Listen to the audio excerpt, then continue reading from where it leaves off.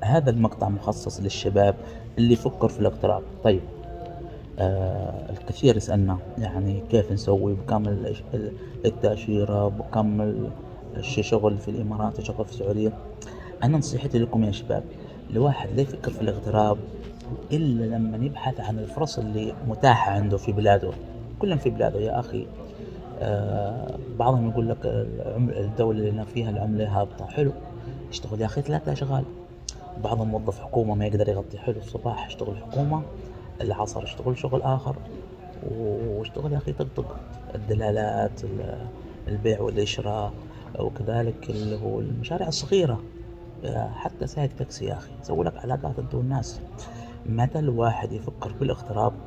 لما خلاص تقفل الدنيا في طريقه، معشي يعني يكون خلاص يعني ترك كل الأبواب. بعدين نقول لك حلو، توكل على الله وجرب حظك في أي دولة.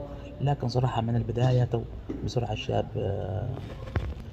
بمجرد الشاب يتخرج من الثانوية، أو إنه ما درس تو بسرعة معشش في راسه إنه بيغترب، أنا صراحة ما أنصحك.